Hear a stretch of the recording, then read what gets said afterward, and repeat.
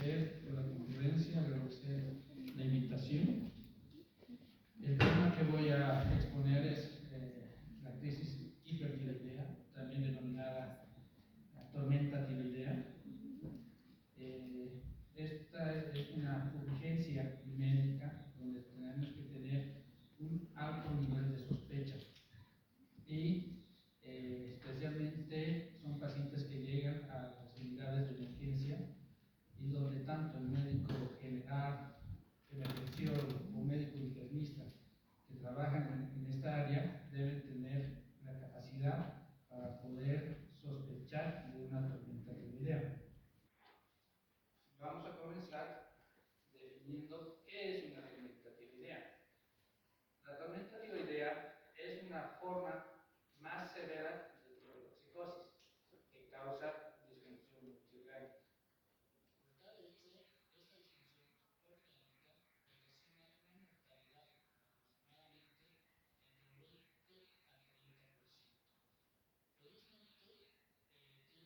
Incidencia baja, que es de 0.2 por 100.000 personas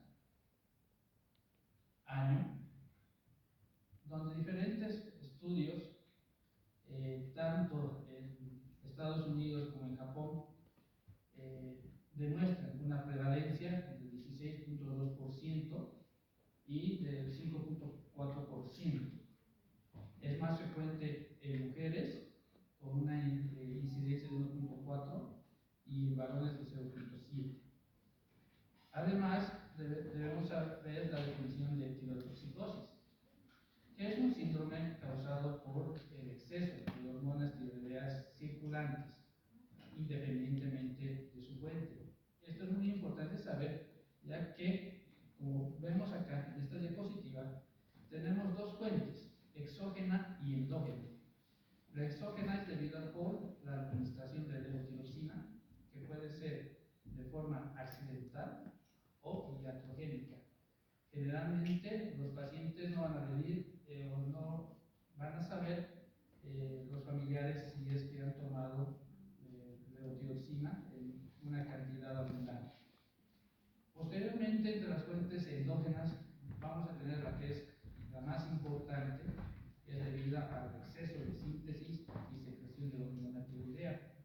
Como nosotros lo conocemos, es el hipertiroidismo, ya que esta puede ser primaria o central. Lo que más nos importa para llegar al diagnóstico es la primaria, porque la causa más frecuente de estas crisis es debida a la enfermedad de Graves, entre 70 y 80%, ya que esta es una enfermedad inmunológica en la cual se produce autoanticuerpos que van a atacar a la tiroides.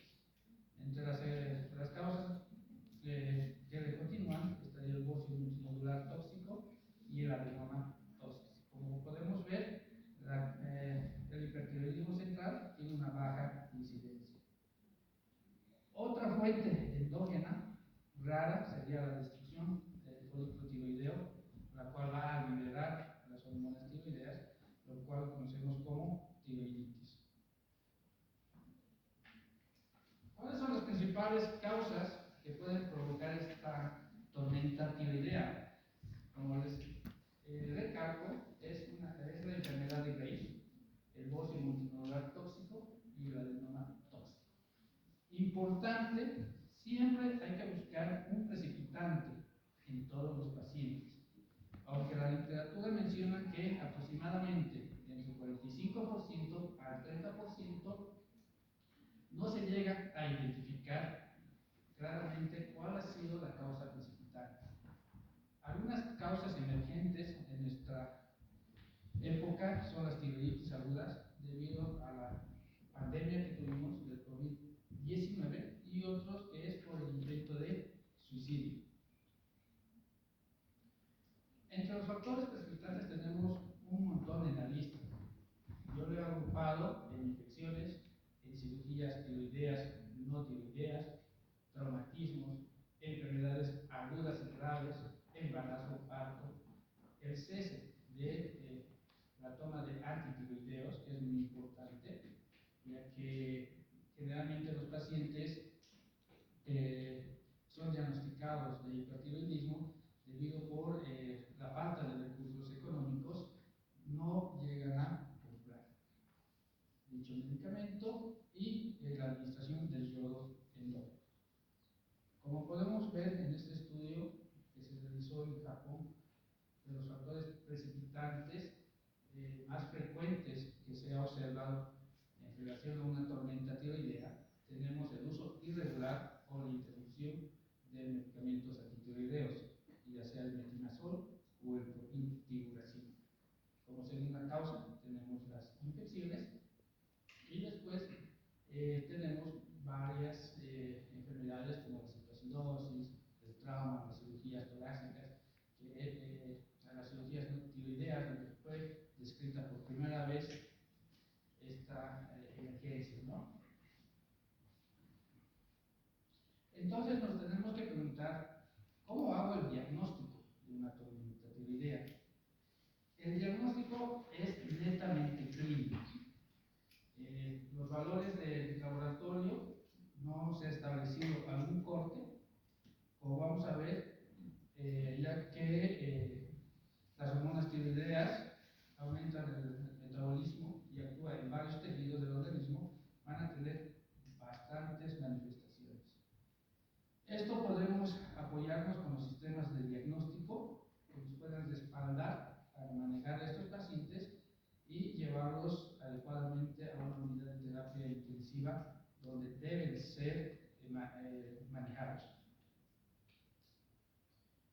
Esta es una recomendación de la guía americana de la tiroides, donde nos indica, en la parte que están recalcadas, que el diagnóstico es netamente clínico. Además, debemos sospechar cuando hay una disfunción multiorgánica en pacientes que tienen enfermedad tiroidea. Nos podemos apoyar bajo las escalas que son descritas, tanto el de Burch-Kwartowski, cuando tiene un puntaje mayor a 45, o la Asociación Tiroidea de Japón, en el cual lo cataloga como categoría 1 o categoría 2, como vamos a ver un poquito más adelante. Entre las manifestaciones clínicas he subrayado las más importantes, ya que estas son tomadas en el puntaje de las escalas de valoración de crisis tirotoxicósica. Entre ellas vamos a tener manifestaciones sistémicas, fiebre, que generalmente va a ser mayor a 40 grados y es prácticamente un signo universal que aparece en nuestros pacientes, además de diaforesis, pérdida de peso. A nivel cardiovascular, vamos a tener manifestaciones de taquicardia, fibrilación auricular, insuficiencia cardíaca. A nivel gastrointestinal, náuseas, vómitos, dolor abdominal, ictericia. Lo más importante en estos pacientes con los cuales se manifiestan son con alteraciones neurológicas, ya sea agitación, confusión, estupor, coma, y entre otras manifestaciones vamos a ver el bocio, cicatriz de una operación tiroidea o exocutanos. Acá, como podemos ver, la guía americana nos propone como una herramienta que para apoyar el diagnóstico clínico no se debe utilizar para diagnosticar, sino para apoyar nuestra sospecha. Es la escala de puntos de Burch-Kwartowski, el cual consta de 7 criterios, 140 puntos en total, en el cual toma como criterios la disfunción de la temperatura, la taquicardia, o la disfunción cardiovascular, entre ellas la taquicardia, la falla cardíaca, la fibrilación auricular, la disfunción gastrointestinal, alteraciones del sistema nervioso central y además de una historia de precipitantes. Un puntaje mayor a 45 nos indica de que hay una tormenta tiroidea. Un puntaje entre 25 y 44, que la tormenta es inminente, y que menor a 25, que no corresponde a una tormenta tiroidea. Tenemos que manejar esta escala con cuidado, ya que una infección fácilmente fácilmente puede puntuar más de 45, por ejemplo, una neumonía grave, en el cual puede haber taquicardia, aumento de la temperatura. Además, si tiene como comorbilidad, es frecuente en esta media también que la fibrilación auricular, fácilmente llegaríamos a los 25 puntos. Entonces, esto es muy importante utilizar como una herramienta que nos apoye en el diagnóstico, especialmente en pacientes que tienen un diagnóstico subyacente de enfermedad tiroidea. Por ejemplo, ya conocemos la triada clásica de enfermedad de Graves, que es una odontopatía, un bocio difuso y un mixedema tibial. En aquellos pacientes que tienen esta triada clásica, más una escala de puntos mayor a 45, nos vamos a enfrentar a una crisis tirotoxicótica. También, debido a que en nuestro medio, ¿no?, en varios hospitales no contamos con la predisposición de las hormonas tiroideas de forma inmediata, y al ser una urgencia, nos podemos apoyar en la ecografía, en el cual en la enfermedad de Graves, más allá de la triada que les acabo de mencionar, también podemos observar en el EcoFast, que ya está siendo implementado en varios hospitales, hay un aumento generalizado del volumen de la glándula tiroidea, puede haber ecogenicidad difusa, y además, lo más importante, aumento difuso y simétrico de la vascularización.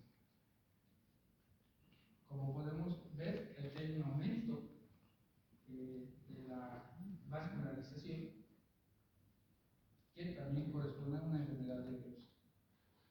Otra de las causas no frecuentes sería la tiroiditis subaguda, donde un paciente va a tener dolor cervical anterior, fiebre, adenopatías, una velocidad de electrosedimentación elevada, y en el EcoFast va a haber solo un aumento de volumen y no va a haber vascularización.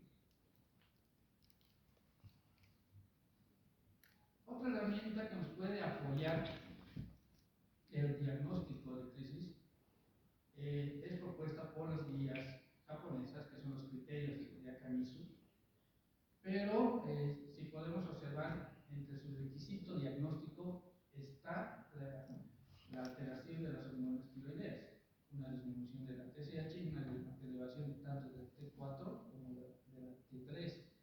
Sin embargo, como recalco, en muchos hospitales no contamos con la inmediata predisposición de este laboratorio.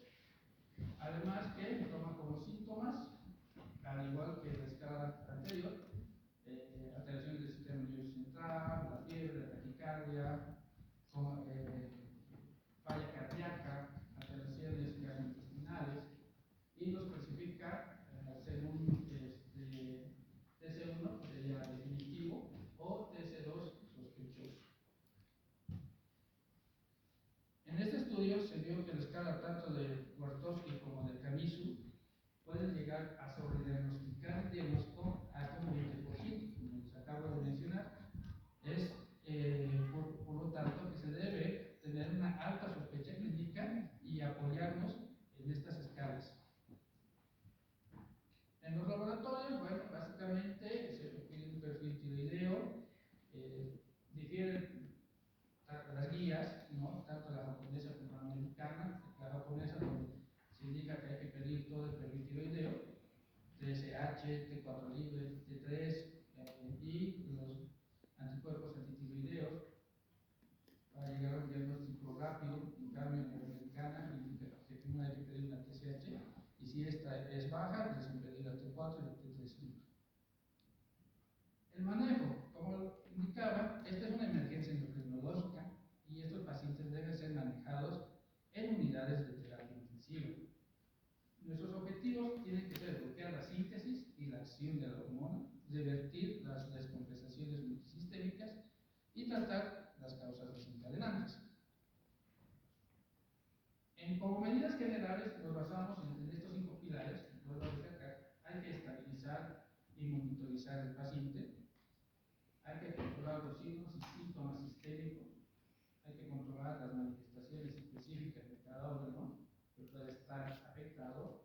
Hay que identificar los desencadenantes y tratarlos. Y, por último, una terapia definitiva de la tirotoxicosis. Para el manejo de la fiebre está indicado el acetaminofeno. Hay que evitar los AINES y los salicilatos. Hay que dar una adecuada hidratación. Hay que evitar la sobrecarga. Podemos administrar benzodiazepinas en el caso de agitación y convulsiones. Y como hemos visto, según los precipitantes, la segunda causa frecuente son las infecciones, y hay algunas guías que proponen el uso de antibióticos de forma empírica.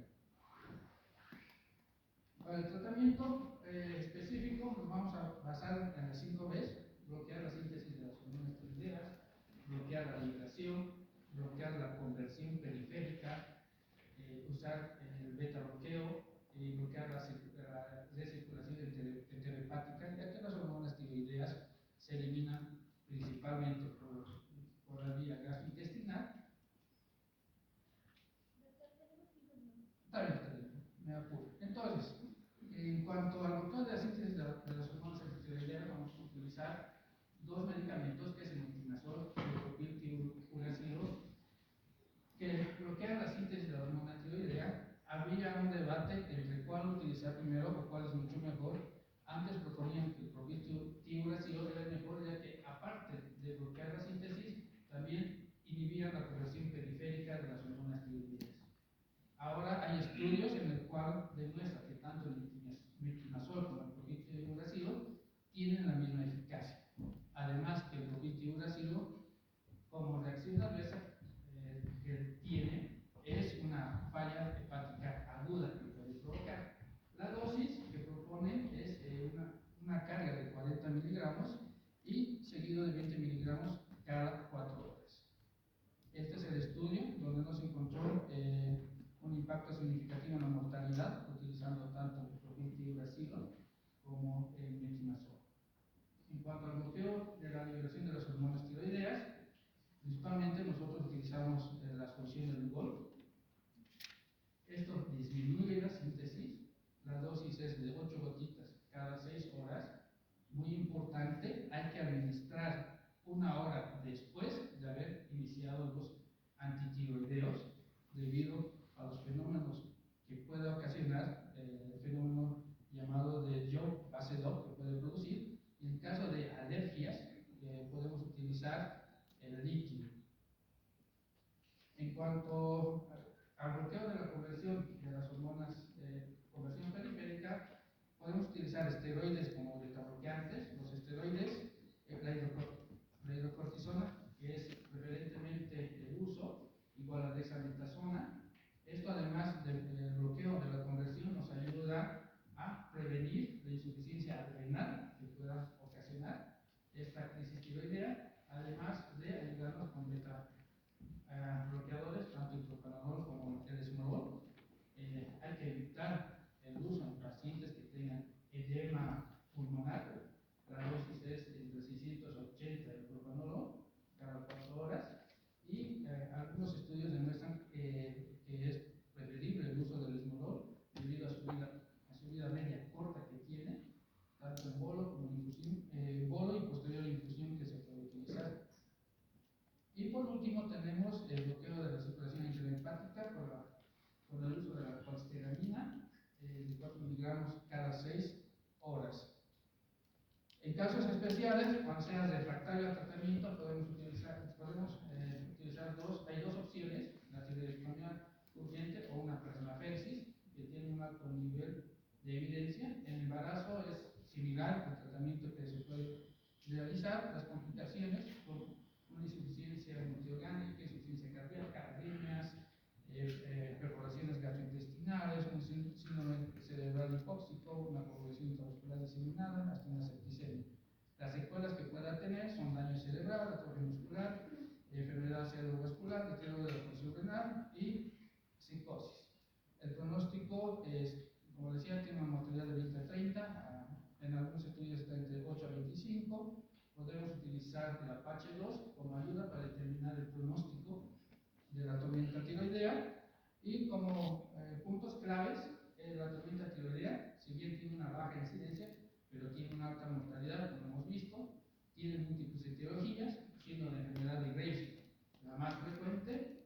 El diagnóstico es clínico, nos podemos apoyar bajo las escalas que hemos mencionado, especialmente la escala de Wartowski. Hay que buscar siempre precipitantes, mala adherencia, infecciones, infartos, cirugía. Se necesita un soporte y vigilancia por